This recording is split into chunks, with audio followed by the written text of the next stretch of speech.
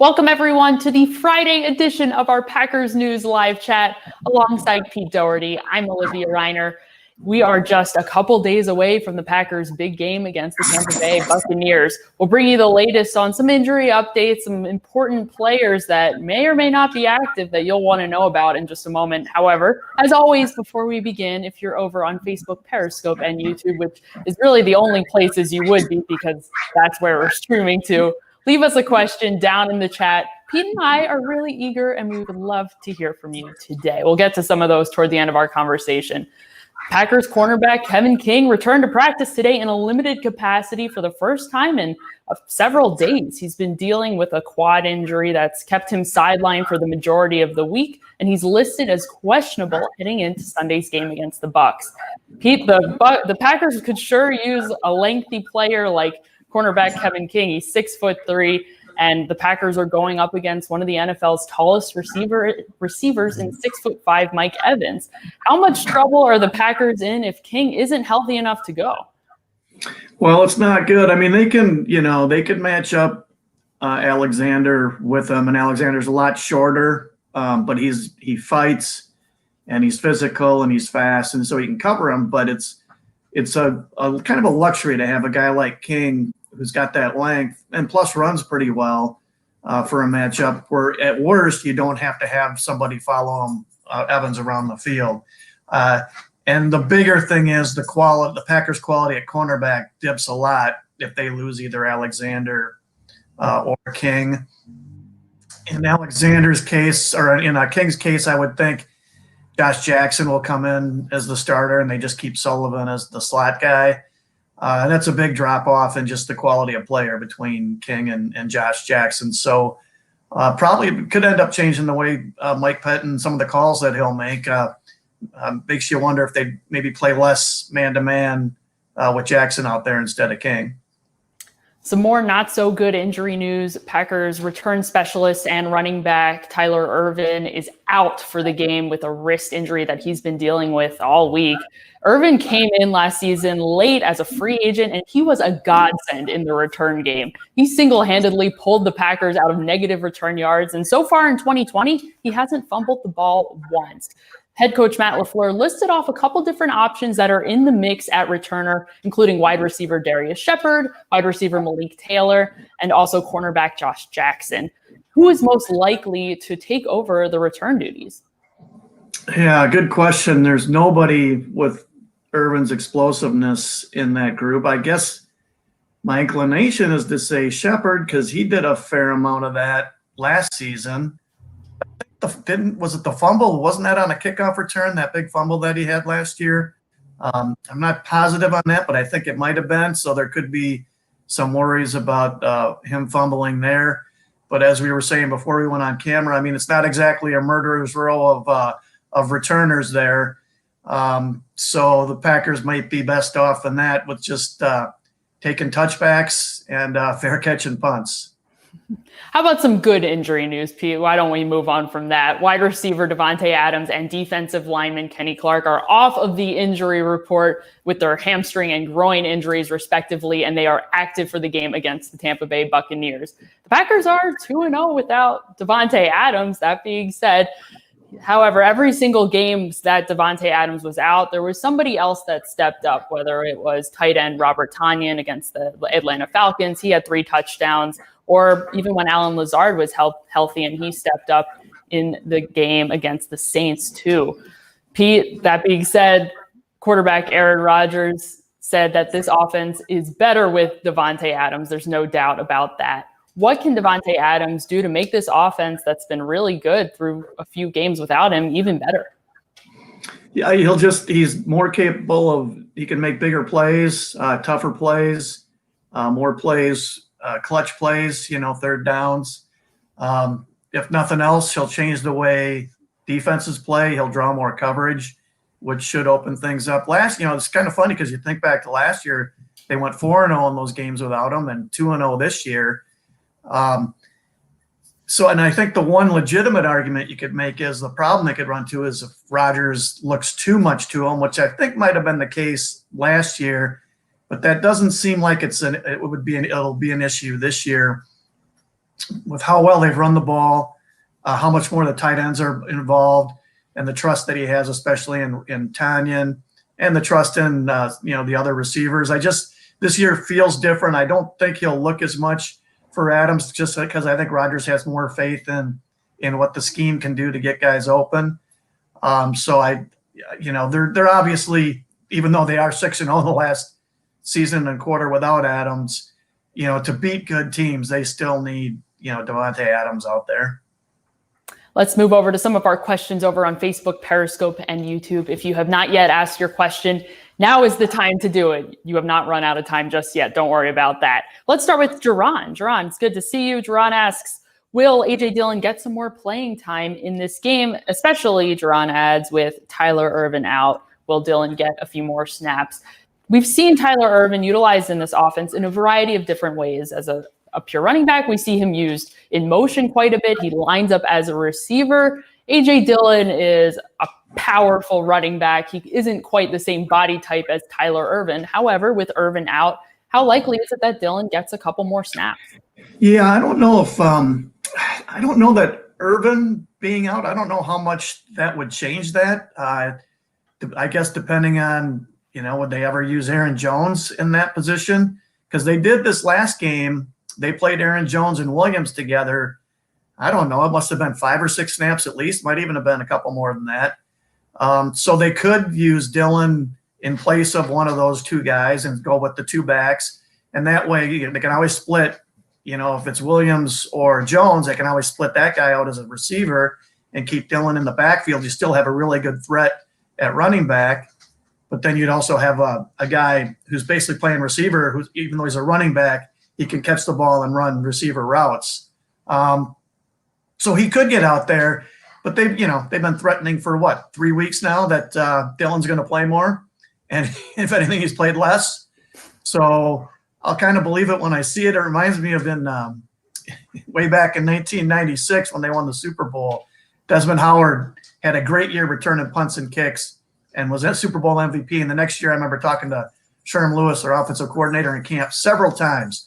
They were going to get him the ball more that year. They were going to play him on offense more, get him the ball in space. Kept saying it. Never happened. Even halfway through the year, they're still saying it. Never materialized. So kind of, we'll believe it when we see it. The way it's looking now, Dillon's not going to get on the field till somebody gets hurt. But maybe they will eventually just force him out there and get him some playing time. But I'll believe it when you see it. Yesterday, I spoke to our fellow reporter, Tom Silverstein, about A.J. Dillon's playing time. We talk about it quite a bit on this show. It's a valid question, seeing as head coach Matt LaFleur hasn't been using him very much in this offense, and he said that he wants to use him more in this offense. And Tom was pointing out that perhaps, if the Packers got into a situation where they were in a long drive, just like the Falcons were a couple weeks ago, where they were on the field for 10 minutes, perhaps getting A.J. Dillon in a longer drive like that and getting Aaron Jones and Jamal Williams some more rest could be an option if they get into that scenario. It's a big if. And I think what happens is they get in the heat of the battle and you're trying to win a football game and, you're doing everything you can, and they just feel so much more comfortable with Jones and Williams in there, if nothing else, because of, audibles and pass protection. And Dillon's so inexperienced in those things, they don't want to turn the ball over or take a sack or have a play ruin because he doesn't know what he's doing. So, I get why they don't want to do it, but I still think they're going to need this guy before the season is over. And, I'm sure one of the reasons that they drafted this guy is 247 pounds. He's huge. And that's tailor-made for Green Bay in December and January. And so he could, this is a guy who might really be able to help them later in the season, but he'll be able to do more later if he plays a little more now. So that's why I would force feed him out there if I were them. Late in the season in Green Bay, not going to be quite like the weather down in Tampa. It's supposed to be in the 80s, lovely weather. I'm sure it'll be a beautiful day. Perhaps we'll see A.J. Dillon. We might not. I wouldn't bet on it. Thank you, Jerron, for your question. Let's take a question here from Jordan. Jordan asks, do we believe that cornerback Kevin King is trying to play through his injury to prove that he's durable during a contract year? Kevin King becomes a free agent in 2021. We've seen other contract players too.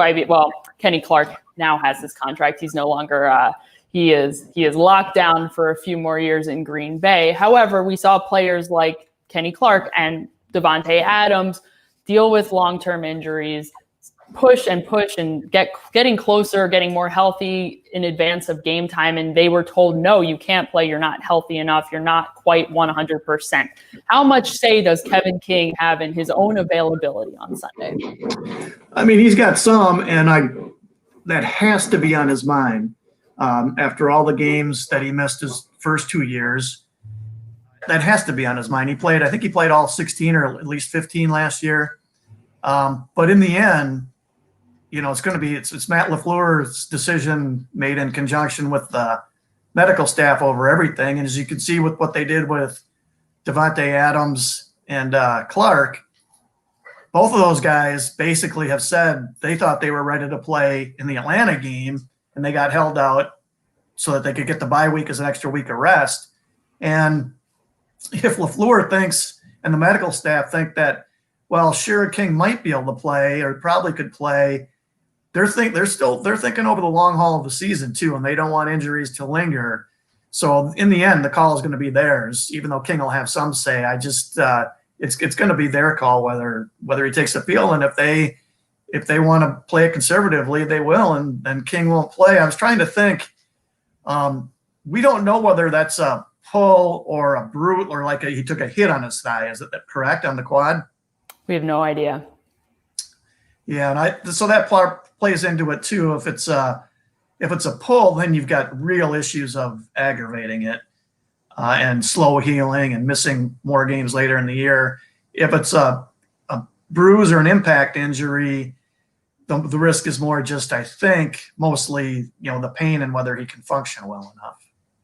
Speaking of contracts, cap space, whatnot, we'll take Norman's question here. Norman asks, how much money are the Packers saving in cap space with only having 51 to 52 players on the roster on game day, plus not elevating as many players as possible every week? Currently, the Packers have 3 spots open on the roster as they've lost some players due to injury over the last few weeks.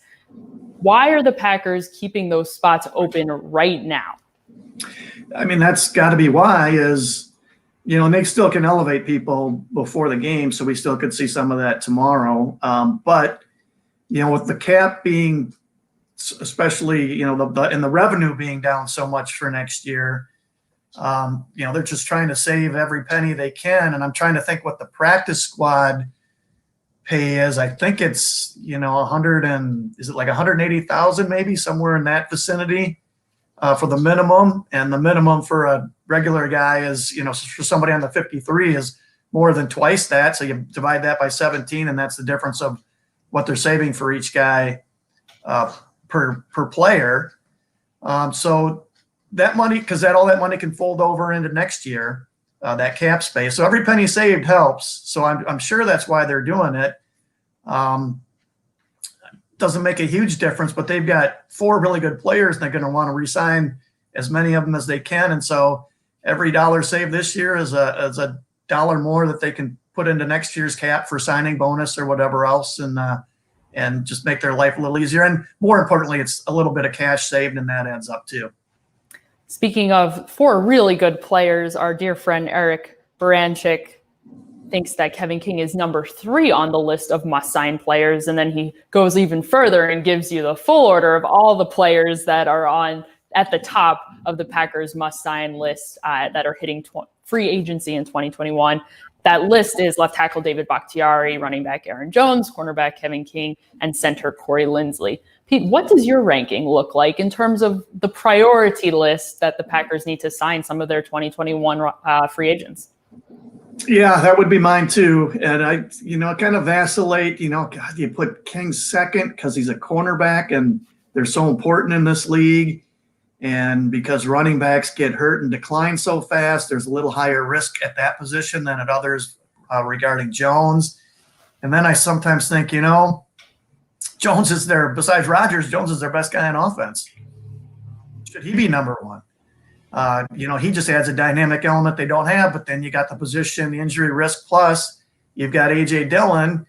One of the reasons they drafted him was hedging for the future. They could always draft another running back next year, in the first 3 or 4 rounds. So it's like an ongoing internal argument, but in the end, I pretty much always end up with the same order that Eric has there. In a typical year, it would be difficult to keep all of these free agents. And running back Jamal Williams is also a 2021 free agent. The list doesn't just end with these 4. In a typical year, it would be challenging. However, as you mentioned, Pete, next season, the cap space is going to be even more limited. At a minimum, the total cap is going to be $175 million. Could be a little bit more depending on what the revenue is this year. However, Pete, how many of these players can the Packers realistically keep? That I don't think they even know for sure. This is really the wild. It's always hard to know anyway, and this is really the Wild West because of all the reasons you just said there with the revenue, and nobody knows what the cap's going to be, how much money they're going to be taking in. I do know I've been watching this league for the cap's been in around since '93, and watching the evolution of how teams handle it. The issue is less cap room than it is actual money, cash that they have in their internal budgets, because you can't spend huge amounts of money every year, but you can splurge years like the Packers did 2 years ago with the Smiths and Adrian Amos and Billy Turner. I'm not convinced they can't sign at least 3 of those guys. If they really want to, I don't think they would. They'd wreck their finances. Next year, they're going to have to do Alexander. That'll be expensive, but I'm not sure there's any other really expensive players besides that. They can do the cap manipulations too with, giving Rodgers a big bonus or Zadarius Smith a big bonus and cutting his base salary to nothing and spreading the money out over the next few years. So there are ways to manipulate the cap. I think if they really want to, they could sign 3 of them. You look at what the Rams have done. They've got a really expensive quarterback. They signed Cooper Kupp. They did a bad contract with Gurley, yet they still signed Cooper Kupp. And they did Jalen Ramsey, the highest paid defensive player in the league, I think, at the corner for sure. They've spent a lot of money, and they're doing okay because it's more budget than it is cap. I think of the Packers. I think they could keep at least 3 of those guys if they really want to. I could be wrong there, and I know a lot of people would disagree with me, but I don't see why they couldn't do 3 if they really wanted to. Let's circle back to Norman, who had asked about the 3 open roster spots currently on the 53. Norman asks, when should Packers fans expect to see wide receiver Equinemius St. Brown and inside linebacker Kamal Martin activated? Norman is guessing next week. Listen, it could happen. One of the reasons that the Packers are likely keeping those spots open on the 53, not only to save some cap space in the meantime, is because eventually Martin and St. Brown will be healthy enough to return at some point in the next 3 weeks. If they are not, they will have to be placed on season-ending IR or they'll have to get cut. When should Packers fans expect to see either Martin or St. Brown? I was kind of thinking on the same lines as Norman there. I was thinking next week. You've been at practice, and those guys have been doing things, right? They've been participating. They're young. I would think they could get back into football, decent enough football shape, with a full week of practice, then not playing, and then another full week of practice. Maybe it'll be 2 weeks from now, but I'm thinking along the lines of Norman, and that next week those guys will be on the 53 and candidates to play. LaFleur would not commit to saying that they'll be ready to go this week. He said that they're going to go back and look at what Kamal Martin and St. Brown have done at practice, take a look at the film, talk to them, consult the trainers before making any decisions about when they'll be healthy enough to go this weekend, next weekend. Who knows exactly when it's going to be. We'll keep you updated as we learn more about St. Brown and Kamal Martin and when they're going to be coming off of IR. Thank you, Norman, for your question, and thank you all for the lovely discussion. We always appreciate it. Pete and I will be back to preview the game against the Bucs about 90 minutes before kickoff, so make sure you come back over here to Packers News on Facebook, Periscope, or YouTube to come and chat with us before the game. I'll also be live with Ryan Wood after the game. If you're a fan of Tom Silverstein and Leroy Butler as well, they'll be doing their post-game show right before us after the game to wrap things up from Tampa Bay. All right, everybody, that's going to do it for us. For Pete, I'm Olivia. We'll see you next time.